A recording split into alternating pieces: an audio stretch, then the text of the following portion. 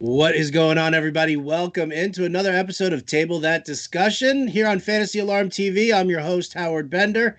And as you can see, it's the usual Wednesday crew here. Jon Impemba, Justin Fensterman, Adam Ronis, and Jen Piacenti. How's everybody doing today? Everybody doing all right? You know, we had a very heated debate on yesterday's roundtable on Sirius XM. Is everybody feeling good? Yeah, feeling good today. Good, no hard feelings there. Oh, did anybody attack you, John? You guys didn't like cutting Melvin Gordon. Everybody in the panel, except for Jen, seemed to be all for cutting Philip Lindsay. So, that take was a little painful there. Does that hurt you? Does it hurt? Well, I'm sorry. Not really. Sorry, not sorry. Hashtag it. Because I got to be honest with you. Out of this group here, 3 out of the 4 of you are on my crap list right now. Why? Because I don't see anybody else but handsome Justin Fensterman throwing down the gear for Howard Bender. Yeah, right? Hello. Let me just give a little shout out here. Let me get that in full camera view. Yes. The Fensterman Broadcasting Company, right? I have no shirts that say Chef John. I have no shirts that say Ronis Bonus. And I certainly don't have anything that says anything about Team Piacenti on it whatsoever. So I would like to start this episode off here right now by saying, Justin, you are officially my favorite. Represent, man. Thank you very much for. Wow. All I can think is, why don't I have a Fensterman Broadcasting t-shirt? Do I not contribute to Fensterman? Why do I need to ask? Why shouldn't I get one as your broadcasting partner?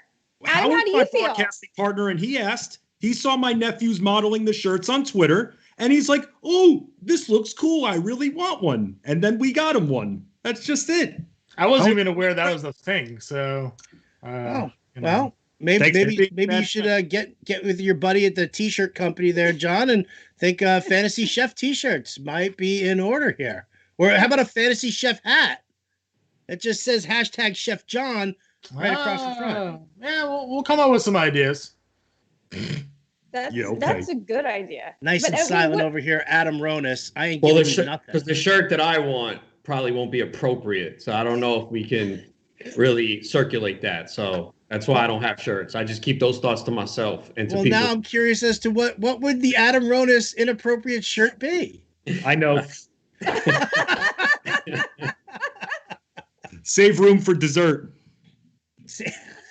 That's not what it would say, but you're in the vicinity, so we'll just keep it. Antonio Brown might know what I'm talking about too.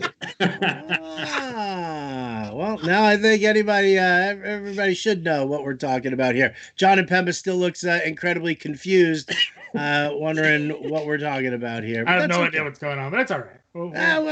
Good morning. Welcome from your nap, John. Appreciate it. Thanks for joining us here today. Yeah, I'm happy to be here. Is the Travis Kelce American Chop Suey on the menu tonight? It's not tonight, but it will be happening this weekend. Like I said, Howard, we're trying to be on a diet here.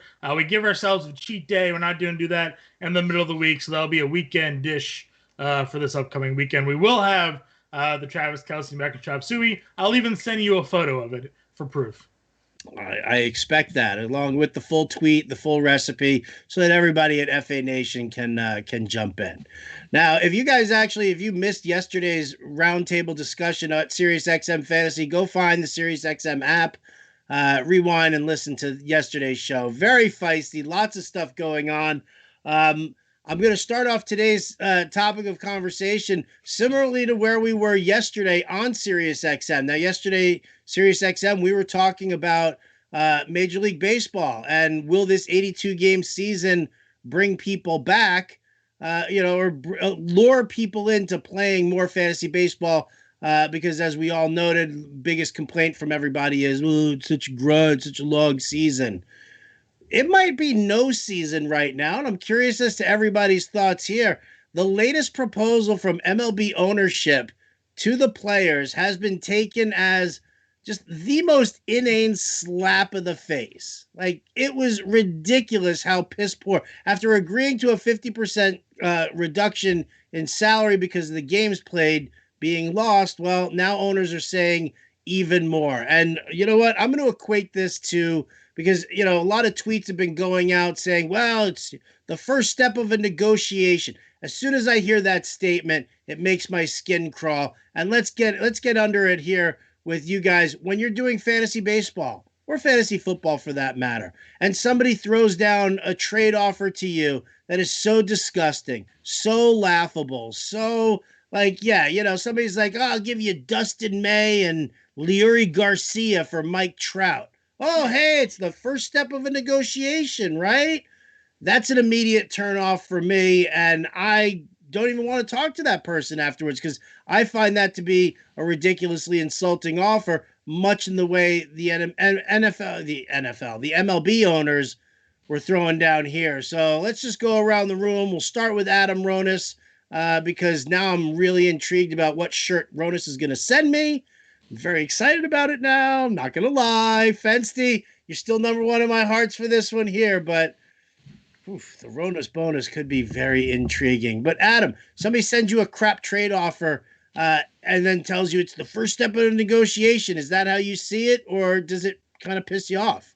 Nah, it's insulting, you know, and especially anyone that knows me and, you know, knows my resume. It's like, why are you trying to insult me? Like, you're trying to pull a fast one. And especially in my home league, it's like, you guys know what I do for a living. I mean, you know that I do radio shows every day. I'm writing videos, like I'm doing this all day long, watching games. You think you're going to pull a fast one on me? So it's insulting. It really is like someone spitting in your face. And I just reject it and don't respond. I won't even take the time to make a comment because you're just wasting my time and you're insulting me. So I just move on. I'm not going to waste any energy on it. If that's how you're going to come at me, then we have no need for discussion. And that's the problem is when you do that, you alienate someone and they're not going to want to trade with you for the rest of the season. That's why you have to come out with a strong offer. And it's very difficult for people. That's why a lot of trades do not get done because people want to win the trade.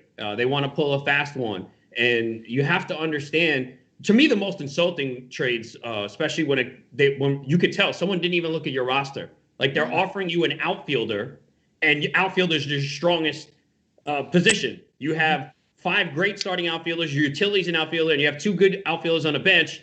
Your pitching is a weakness, and they want your best pitcher for a power hitting outfielder. It's like, did you even look at my roster? That's even more insulting, actually. That's really what bothers me. It's like you didn't even take the effort and the time. It's as lazy as someone who goes, posts on a message board, hey, this guy's available, hit me up with offers. No, you come up with the offer. You're trying to make the deal. Look at my team, take the time. I'll respect that more, and then we can work our way towards a deal. See, anybody watching this live stream right now is like, wow, we got a bunch of bobblehead dolls here because everybody's like, yep. So let me ask you, Jen, what happens not just in fantasy when you do that, but if you're Tony Clark and you're repping the players union, like, how do you not just turn around to ownership and say, go F yourselves? This is utterly ridiculous. This isn't a first step in a negotiation. This is you saying you don't care if there's no season played this year. Yeah, I mean, that would be really hard for me not to do. I mean, to echo Adam's point, I had a trade offer earlier this season that was so ridiculous. I wanted to be like, look, I know that you looked at this, team and you said, oh, there's a girl. I assume she's dumb. I'm going to give her the dumbest offer ever. Players aren't dumb. Girls aren't, never assume people are dumb. And that's what it sounds like. It sounds like we don't care. It sounds like a big screw you when you give this kind of an offer. I was wanting baseball to play, but kind of right now, I feel like the players should be like, no way. Damn, John, how about you?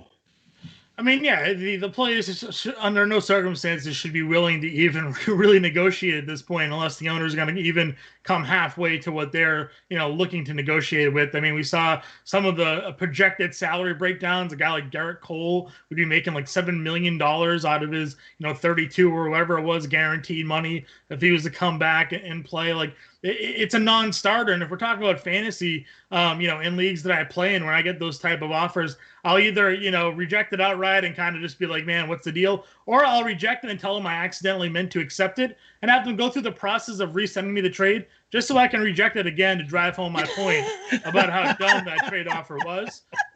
So I'm pretty, take those common strategies myself. Fensty, first step of a negotiation or an immediate turnoff? Like, if you were Tony Clark, Fensty, what would you say to MLB ownership right now?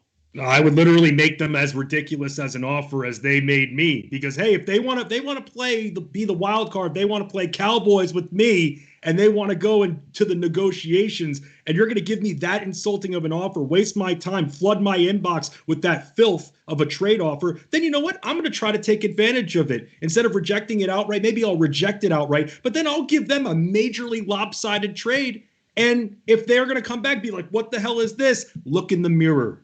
I've said that before, actually. You know, what's crazy, though, is like we all have the same set. One, they were trying to divide the players with this sliding scale. They were insulting them. And what they're trying to do is have public perception go against the players. And it's working. I got into a couple of discussions on Twitter last night, and I just stopped. And you know this. If you listen to the live streams, I've been saying the same thing. People don't put themselves in other people's shoes. Oh, the players are selfish. They're still making $3 million. All right, are you going to take a 75% pay cut? They live a different lifestyle, man. It's not about the money, and people don't get it. Sometimes they have houses. They have a house or apartment in the city they play, and then one where they want their off-season home. They live a different lifestyle. This is not about the money.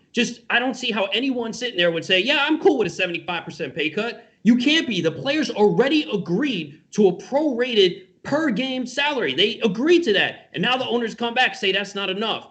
And people are siding with the billionaires. I don't get it. See, I'm not sure if the owners want the season to go because they have other revenue streams and they're good. They know, like, hey, if the season doesn't play, we still got our money. They're cutting off these minor league pays. You see with the A's. I mean, it totals $1 million. And then the other thing that people don't realize, oh, they're making 10, they're making 15 million. 60% make 1 million or less. And remember, the career span of an athlete is short. Some of these guys, this might be the only year they get in the big leagues and make this salary. So I'm just amazed. It's because of the optics. There's unemployment rate is high. People don't have jobs. They've had to take pay cuts as a pandemic. So people are saying, oh, they should still go play a game that I would play for fun. Well, you suck. You can't get paid to play. These are the best players at what they do. And I'm amazed how people don't see that. And the owners know what they're doing. And it's coming down on the players. And you're seeing it. The average person, which is why I'm surprised we kind of all had the same sentiment, but the average person is slamming these players right now and is unfair. I mean, I think that you're right, that the owners have the optics of like, look, we're not going to cut the salaries of the people that don't make much money. We're only going to get those people that make a lot of money. And they're the people that need to sacrifice for the game. It's just not cool. It's not cool at all. Especially when they had an agreement. They agreed already to take the pay cut, right? Well, that's the thing that boggles my mind too, right. Is that we've had this entire thing put into place. Like, how are the owners? And I it's kind of funny because I agree with you, Adam. I think that there are a lot of players who are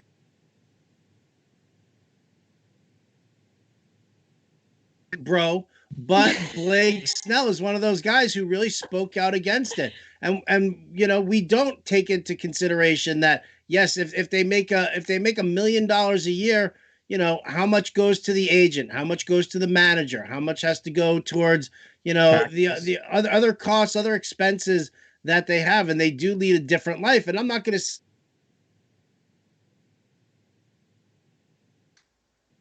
money.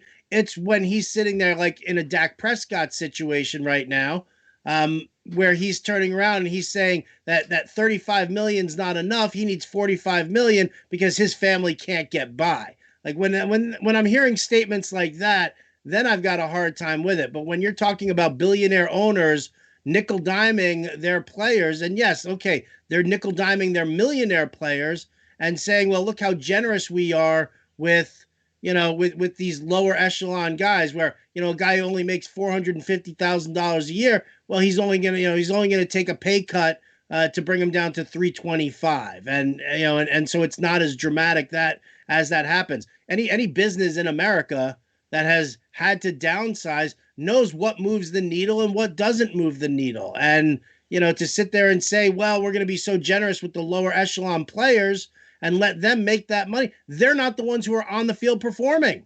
Like, that's the big deal. That's the problem for me, on this as well. And I think that it's kind of a disgusting thing. So the question that I posed to all of you guys, I'll kick it off with Fensty first. Can